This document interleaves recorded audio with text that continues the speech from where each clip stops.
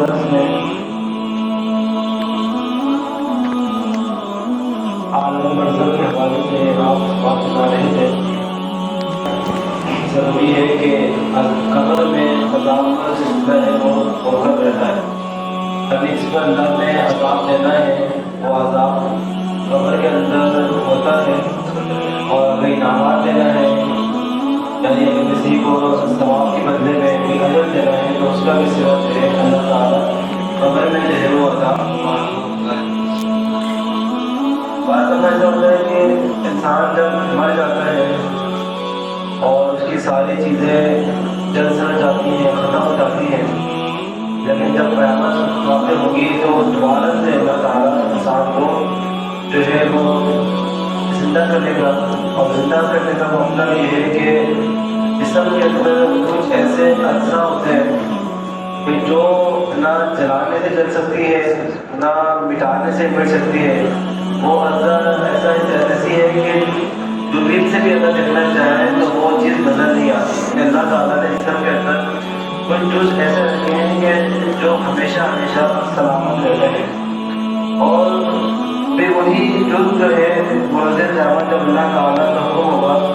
تو اس کو حکم دیا جائے گا، پھر اسی کے اندر ہی سارے اجزاء جو جہاں پڑا ہوگا، جو اجزاء جہاں موجود ہوں گے، وہ سارے اکٹھے ہو کر اس اجزاء کے ساتھ اس کے ساتھ مل جائیں گے، اور پھر دوبارہ سے انسان کا جسم تیار ہوگا، اور پھر بروز قیامت انسان جو ہے وہ اللہ کی بارگاہ میں پیش کیا جائے گا۔ یاد رکھیے گا کہ بعض دفعہ ایسا ہوتا ہے کہ ہم مردے کو نہیں دفناتے، ان کے سوال کا جواب کا سلسلہ کیسے ہوگا؟ بعض مردوں کو جسے کفار لوگ جلا کر طواف کر دیتے ہیں، بعض ہم کہیں انہوں اس کے اندر پھینک دیتے ہیں کسی کو،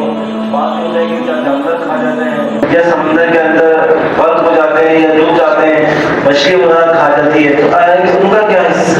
معاملہ ہوگا کہ جب وہ دنیا سے چلے جائیں گے، عذاب قبر کے معاملات؟ یاد رکھیے گا کہ جو جہاں مرا یا جس کے پیٹ میں جو بندہ موجود ہے، یعنی اگر مچھلی کا شکار ہوا، مچھلی کھا گئی، یا کوئی جانور اسے کھا گیا یا جل کر راکھ ہو گیا،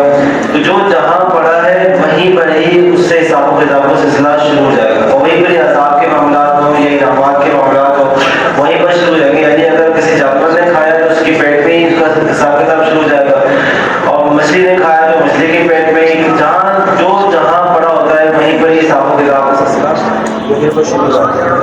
صلو علی الحبیب صلی اللہ علیہ وسلم۔ اس کے علاوہ جب حساب و کتاب کا سلسلہ جو ہے وہ شروع ہو جاتا ہے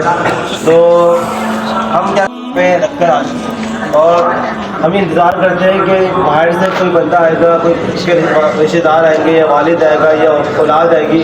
اور پھر جا کر پھر جنازہ ہوگا۔ یاد رکھیے گا آپ نے مردے کو تھوڑی دیر کے لیے آپ نے چھوڑا کسی تنہائی والی جگہ پر، 40 قدم اس سے دور ہوئے، اب وہ چاہے وہ سرد خانے کے اندر پڑا ہو یا کہیں بھی آپ نے اس کو چھوڑا ہو، وہیں پر ہی جنازے سے پہلے ہی حساب و کتاب کا سلسلہ شروع ہو جاتا ہے۔ عذاب دینا، عذاب کے معاملات، انعامات دینا، انعامات کے معاملات دینا شروع ہو۔ یہ وجہ ہے کہ سرد خانے میں جمع کروانے سے منع کرتے ہیں علماء کرام، کیونکہ ہم جنازے سے پہلے ہی سرد خانے میں رکھ دیتے ہیں، تو جب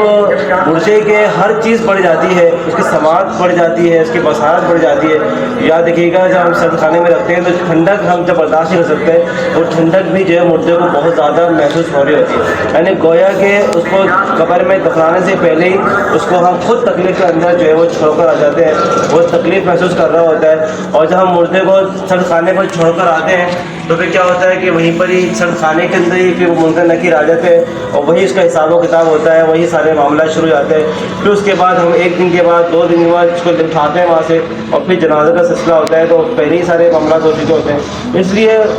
شریعت نے یہ نیا حکم دیا ہے کہ جیسے ہی بندے کا انتقال ہو جائے، بجائے کہ ہم کسی کا انتظار کریں کہ فلاں وہاں سے آئے گا تو پھر جا کے دفنائیں گے، فوری طور پر جتنی جلدی ہو سکے اس کو قبرستان لے جایا جائے اور اس کی تدفین کا سلسلہ جو ہے وہ شروع کیا جائے، تاکہ کسی بھی قسم کا بعد میں جو ہے مردے کے ساتھ تکلیف کا جو ہے وہ مردہ تکلیف کا باعث نہ بنے۔ اس کا جو ہے ہمیں خاص طور پر خیال کرنا چاہیے۔ ہاں، انتقال ہونے کے بعد جو گھر کے اندر جو معاملات ہوتے ہیں وہ گھر کے اندر رکھیں، آپ مردے کو اپنے ساتھ ہی رکھیں، بھلے آپ تھوڑی دیر میں دفنانا ہو وہیں پر رکھیں، اس کے پاس بیٹھے رہیں،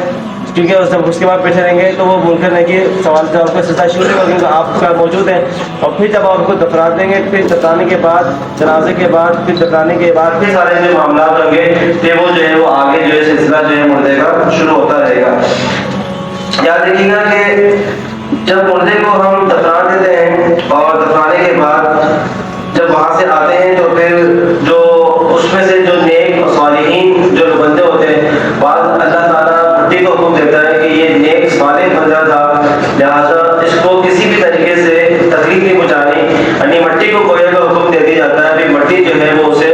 گندا ہونے سے بچاتی ہے، لباس تک اسے گندا نہیں کرتی، اور پھر اس کا جسم بھی جو ہے وہ تا قیامت جو ہے وہ صحیح و سلامت رہتا ہے. اللہ تعالیٰ سے دعا ہے کہ جو کچھ سب کو عمل کرنے کی توفیق عطا